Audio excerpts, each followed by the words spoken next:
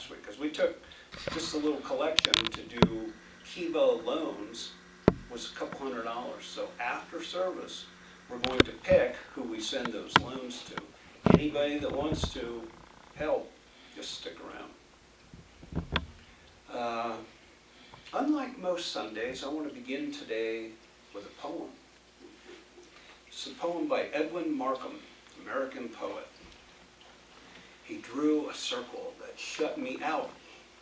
Heretic, rebel, a thing to flout. But love and I had the wit to win. We drew a circle and took him in. We'll come back to that in a bit. The topic for today is honoring all people. The outline was submitted by Reverend Gil Brocklehurst Booth, Spiritual Director at CSL, Campbell River. I think that's in Alberta, I'm not sure. Anyway, so today I want to share a story with you, and I know Kate at least knows it, probably several of you do. It's a well-known true story of how one man healed insane patients by working only on himself. And it's Ho'oponopono. I had to practice for hours to get that, to say that. But I took the info from an article that was published in 2014. It's been republished. I found it in Healing Earth blog in 2017. There was a therapist in Hawaii, was called in to help at the Hawaii State Hospital, where the insane, and that's a term that grates me, but I'll use it. The insane patients were totally out of control.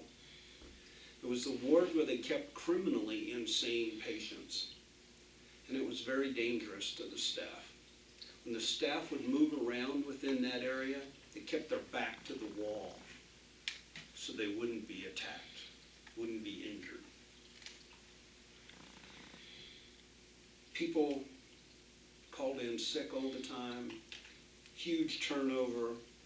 They couldn't keep qualified staff. It was a tough place to work. It was an even tougher place to be. So Dr. Ihaliakala Hugh Len, who was an expert in the spiritual practice of Ho'oponopono, was asked if he'd work there and see what he could do. Dr. Hugh Len, for short, agreed he would take this on. So he worked there for 3 years. And by the end of that 3-year period, that ward was closed because all the patients had been healed. He never saw any of the patients personally. He never counseled any one of them. All he did was ask for their files, put them on his desk while he treated himself. He worked on himself over and over. He repeated this mantra that I'll give you over and over. And gradually, all the patients began to heal. How many of you have heard this story? Several. Okay. So after a few months of being there, with Dr. Hugh Len doing his treatments, but never literally treating the patients. He never saw the patients. But patients who'd been shackled were starting to walk around free. Others who had to be heavily medicated, their medications were cut.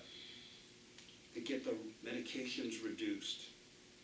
Those been seen who had been diagnosed as having no chance of recovery were recovered and released. Not only that, but the staff began enjoying coming to work. Absenteeism, turnover, disappeared. They ended up having more staff than they needed because patients were being released.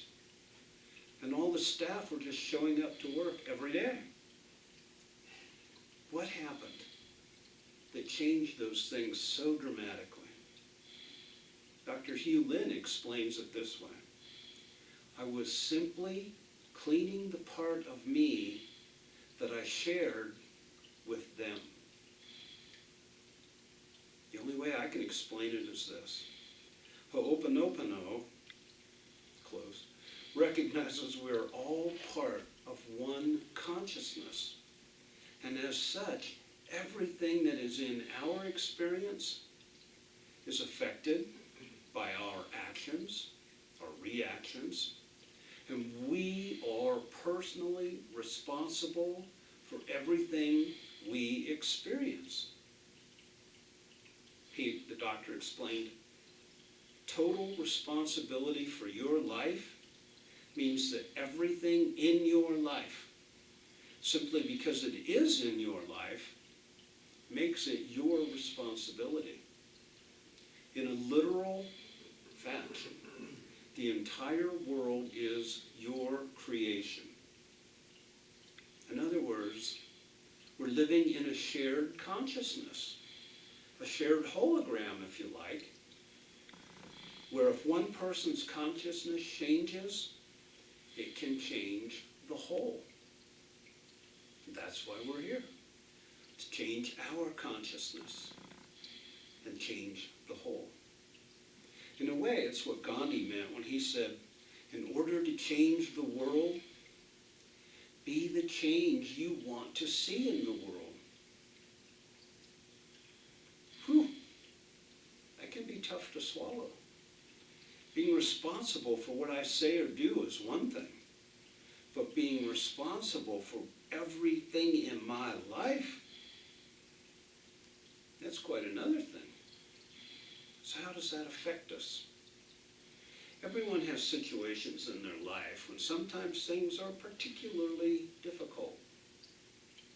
Might be there's someone at work we can't get away from, or someone in our family, or maybe our world. Maybe it's a global crisis like the Amazon burning. So sometimes it seems like we are powerless to make changes. If we're suffering from depression or terrible relationships, any personal crisis, we have to remember we hold the power. We can help that situation by maintaining our focus and opening to the presence, to the greatest power in the universe, love. In that moment, as soon as we feel that awful stirring, mixing up within us, rather than reacting in our usual way, we just focus on the mantra. We'll find things change. I, won't get so irritated, or something will happen to change the situation. May not happen immediately, but if we persevere, things will change. With this example of one man healing a whole ward of criminally insane patients just by working on himself, what that shows us is there's always something we can do. All we need to do is recognize we are responsible for everything we're feeling, and by working on ourselves, we can make the changes. So what was the mantra he repeatedly used? Please forgive me. I'm sorry. I love you. Thank you. Copies available. Please forgive me. I love you. Oh, I'm sorry. Please forgive me. I'm sorry. I love you. Thank you. He did that diligently every day. There's other phrases you can use, whatever works. He said sometimes he changed it to, I love you, thank you. I love you, thank you. I love you, thank you. I love you, thank easy to remember. So who or what was he addressing with this mantra? He was addressing that aspect of his own consciousness that he shared with that individual person. The fact that this person was in his experience meant that they shared a part of the same universal consciousness, just as we all do. So if the other person was suffering, that meant a part of him was suffering and needed mental healing. By addressing that aspect of himself and giving love to it, feeling sorrow for the distortion that existed, projecting love to it, accepting the infinite's unconditional love back, focus the healing on that aspect. It would be healed. It was healed. He would then just thank the infinite for healing that problem. With every repeat of the mantra, he would address a new layer. Deeper and deeper, until the healing he was seeking manifested, and he was guided to move on. As the doctor says, he continually cleaned the data of whatever it is that's troubling and painful. He just keeps cleaning himself wherever he goes, trusting that the infinite love, God's source, will take him wherever he needs to go. All I can say is it definitely works. Try it. Report back. Remember the poem we started the day with? He drew a circle that shut me out. Heretic, rebel, a thing to flout. But love and I had the wit to win. We drew a circle and took him in.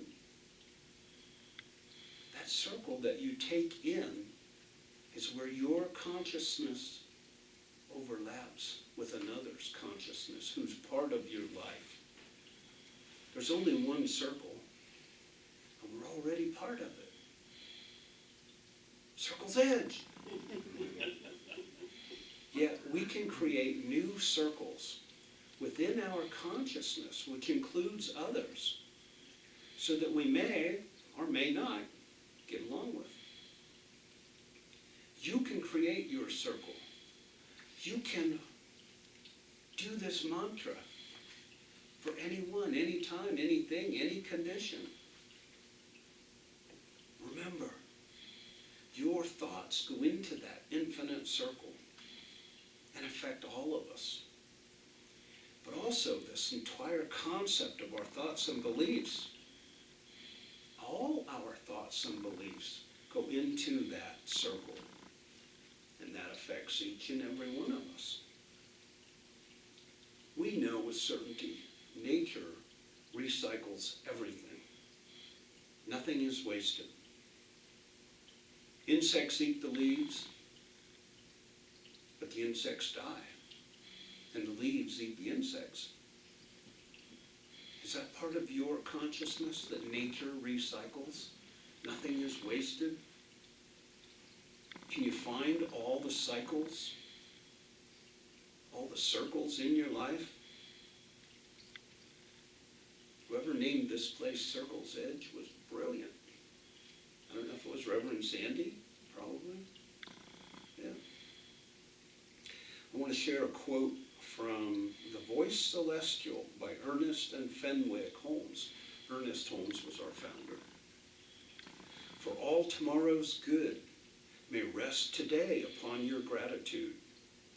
For he who gives thanks before the wine is pressed from the grapes still clinging to the vine, has shown a faith above, beyond the present hour, and his thanksgiving holds the future flower. Can you find a cycle within that poem? It's the cycle of our thinking that brings us precisely what we focus on. What we think about others, how we treat others, is totally a reflection of our inner consciousness. What we focus on expands. We can only see what we are. The act of blessing transforms condemning thoughts. You know the old story. When we point a finger, there's 3 fingers pointing back at us. Another Ernest Holmes from This Thing Called You. There's a law of multiplicity in nature. You have a right to expect that what you wish for others will be returned to you through others. You have no right to expect that you can reap where you have not sown.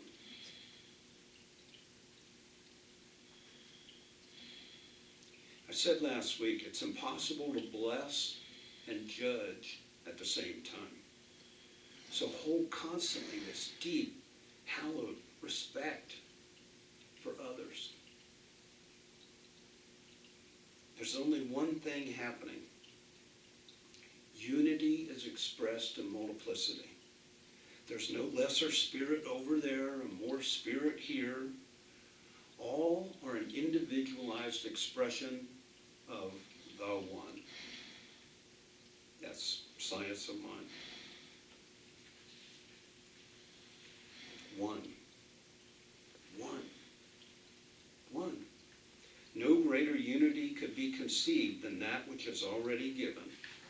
Science of mind. So in conclusion, as we heal our inner world, we heal all our relations. Blessings. The act of blessing is sending out good thoughts. The act of blessing is so joyful. It is 100% heart energy. Love heals the world. When there's a difficult person or people in your life, once you have trouble loving, begin to bless them. That heals something within you that overlaps with them. Great Master Teacher Jesus in the Sermon on the Mount, bless them that curse you. He meant that. Dr. Ken Gordon, who's currently our spiritual leader of all of the CSL International, I love you, I bless you, I release you to your highest good. Namaste.